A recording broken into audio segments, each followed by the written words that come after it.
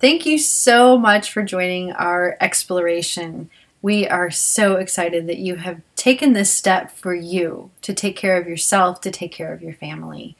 And so we really just wanted to start by congratulating you. Not everybody is going to do that. So, all right. So hopefully you've watched the first video about the 5 things already. So you've got an idea of what we're going to be talking about. If not, we can certainly give you a link so that you can go back and watch that, because it gives you a nice overview of what we're going to be talking about. But we wanted to start and just give you a little bit more information about us, about who we are, who you're going to be spending this time with, because we're not just random people off the street who said, hey, let's talk about grief and loss. That sounds fun. We both have experienced our own losses, and so we wanted to tell you just a little bit about our own stories, not to overwhelm you, but just to give you an idea of who we are and what we've been through. We know that everybody's loss is different. There are no 2 that are going to be the same, and so it's not our intention to say, oh, well, this is the way it was for us, this is the way it's going to be for you. We don't know, but we'll share a little bit as we go about our own experiences, and just really to let you know that you're not alone in it. So I'm Rebecca Thompson, and I am the founder and executive director of the Consciously Parenting Project. And for me, this organization really began out of my struggle after my big loss. I had a little boy at the time who was almost 4, and I had a baby who was born with anencephaly, and so it's a neural tube defect that's not compatible with life. And the whole thing is a very long story, but after he died, about 2 hours after he was born, it really began this journey of, all right, now what do I do? How do I support my child? How do I move through this? And I had an idea that there was something wrong with my baby during my pregnancy, but nothing really prepares you for what that's like. And as much as I tried to prepare myself and work through what I needed to, it took me a long, long time before I was actually able to work through it. And my situation was complicated more because my son, who was, not quite 4 at the time, his behavior really spiraled out of control. And I didn't connect the dots. I didn't put it together with his brother dying. I didn't see it. I didn't understand the relationship. I didn't understand the fear that he might be feeling because of that. I didn't understand how I had disconnected because I was overwhelmed, and how I was no longer as connected with him as I was. And he felt that deeply, and I didn't get it. I didn't understand. And so we spent a good solid 4 years of just pretty much hell, with his behaviors getting worse and worse and me getting more and more frustrated. In the meantime, I'd had another baby, and so now I'm trying to take care of this new one, and I'm trying to still deal with my own grief and my own experience of loss. And it took me, another 4 years before I recognized that my son was also grieving. And so the things that I'm going to share with you, that we're going to share with you here, come out of those kinds of hard lessons that, I had no idea that I was signing up for. I had no idea that I was going to have to learn to navigate. But I know I learned a lot in the process. I learned a lot about what children need, about what we need as parents. And so, I'm really passionate about sharing that with all of you, so that hopefully it will not be quite so hard for you. So Deanne, could you introduce yourself? Sure. Hi, I'm Deanne Doherty, working here with Rebecca, and I'd like to just share a little bit of my journey of grief, just to give you an idea of where I'm coming from. I lost my husband very unexpectedly when my daughter was almost 3. And we had lots of plans. We were getting ready to move out of the state together very soon. We kind of felt we had our whole life ahead of us and had lots of things in the works. And basically, he went to work one day and died in an automobile accident on the way home. So we just never saw him again. And it was an added shock. There, we had a loss, and we also had this shock that was just really kind of hard to wrap our minds around. You know, where do you put that? How do you understand that someone you love and have a life with has just sort of dropped off the face of the earth? So part of my journey was sort of getting my feet back on the ground and figuring out, you know, what is my new reality? What is my new life? How do I get through this? And at the same time, how do I make sure that my daughter is okay?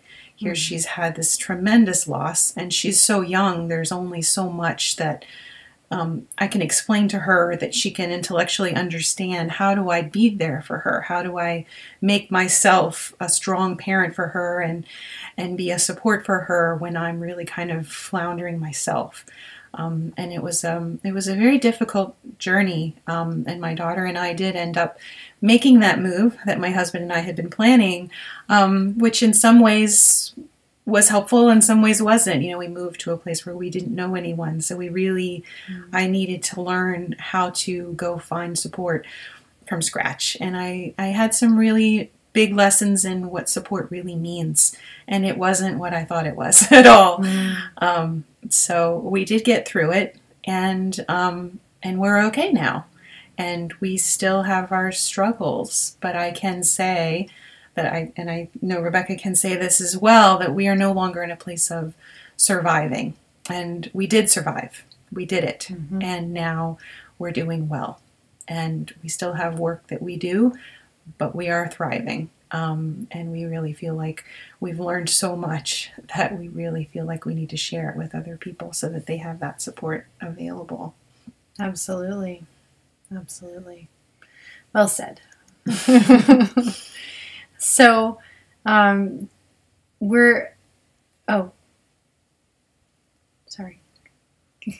Oh, sorry. I thought that was you. Okay.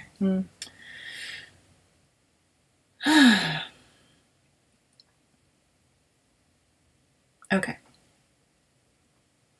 So we're so glad you've joined us on this journey and you've taken that step to go through this exploration with us.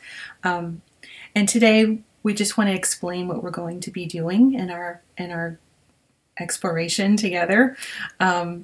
We're going to be going through the 5 things that we really feel are important for every family to know who's going through the grieving process. And by now you've probably already watched the video and are familiar with what the 5 ideas are.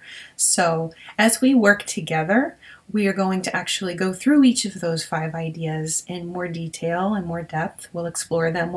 Rebecca and I will have conversations together about our observations of those things and things we want to share. And then we'll actually have exercises for you to do in a way that you can join us. So one thing we really suggest that you do is get some type of journal that you can use for this process. And it can be anything. It can be paper that you have handy, if that's what's easiest for you, if that's what's best for you. Or you may really feel like you want to take this opportunity to go get yourself a special journal. And that would be wonderful. That would be a great way for you to take care of yourself and have something special that's just for this process. Any way you decide to do that is perfectly fine. So we also want to really encourage you to do this process in the way that works for you.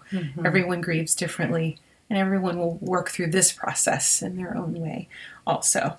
So in the end of each exploration of each idea, we'll give you some questions to ponder. And you can go through each of the ideas and sort of hear the ideas and hear the questions, and then go back later, maybe a few days later, and really take your time with each one. But we recommend that you write the questions down and really take some time letting those questions enter you. Maybe take them into sleep, keep your journal next to your bed, and see what comes up for you when you wake up. Really give yourself enough time to go through. It might take a couple of days. It might not take that long. It might take longer, but just take however long it feels right for you.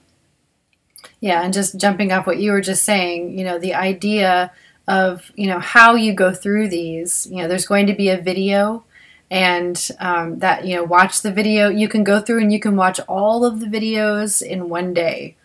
If that calls to you and that feels the best to you and you want to get a good overview. But we very much encourage you to go back if you choose to go that way. and rewatch it and then really sit. And like Deanne was just saying, you know, taking that time so that you can take those ideas into your sleep and write about that. It allows you to actually integrate.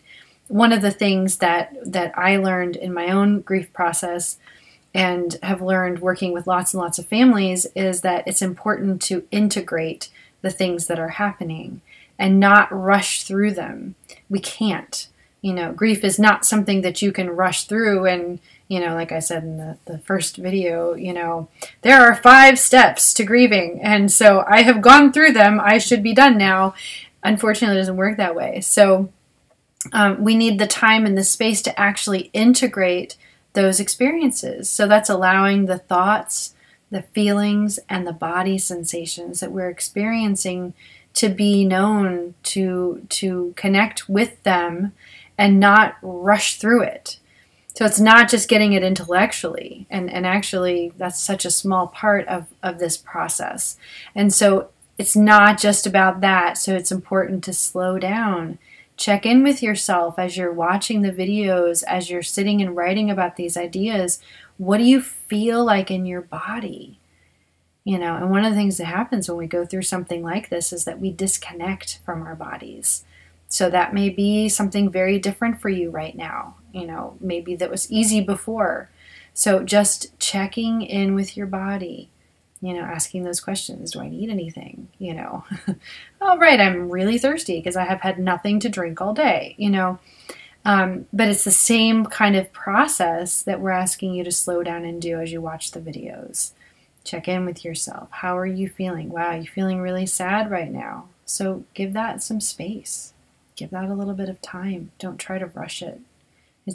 You cannot make this process go any faster than it's going to for you. You can't.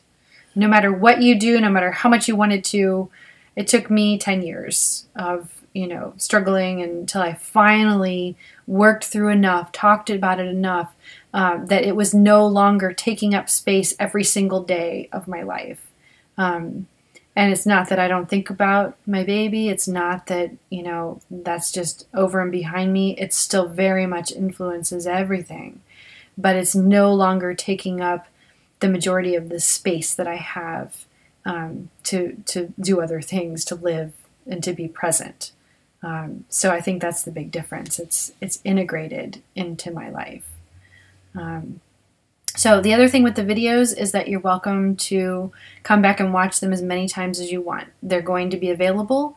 There's no race. There's no you only have 4 weeks to finish this. If it takes you a year, great. If you want to watch it 18 times, great. It's there. It's available 24/7. So this is whatever your process is, whatever is going to be right for you.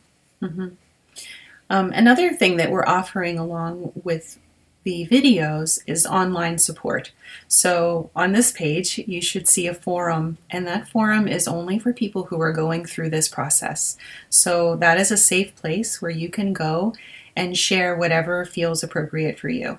If you've had some things come up in your journaling that you just really feel like you need to explore with someone, that's the place to do it. You can go share there, and we will be there. Other people will be there who are going through this process who can work on that with you.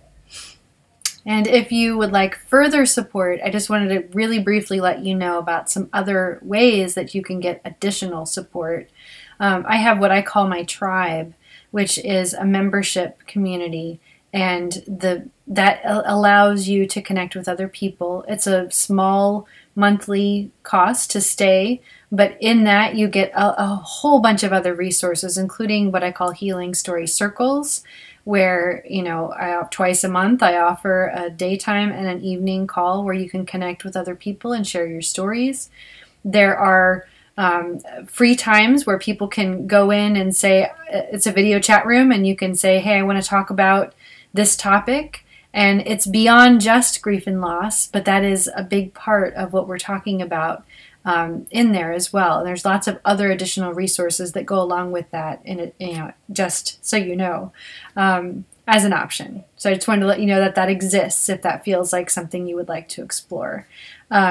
And then we also do, we're also putting together healing stories calls specifically for families who are going through this grief and loss process. And when we get enough people to do a class, and they're relatively small, but when we get enough people who say, yes, I really want to do a healing story circle, it's an opportunity for you to slow down, for you to share and to be heard, to be seen and to be felt. It's also done in a video chat, so you can be anywhere in the world. You don't have to fly to Tampa. You're welcome to, but you don't have to. And it's an opportunity to really learn what it feels like to have that kind of support. And then having that experience allows you to take it into your family and really apply these ideas. So it's another layer of something. And like I said, if you're interested, let us know. Hit reply to any email you get, and it'll come back to one of us. And we'll add you to the list. And as soon as we have enough people who want to do a story circle for healing, for grief and loss, then we'll get that going. So, okay, after all of that, welcome, and you are ready to get started on your first class. So you'll see a link. Just look for class number 1. See you there. See you there.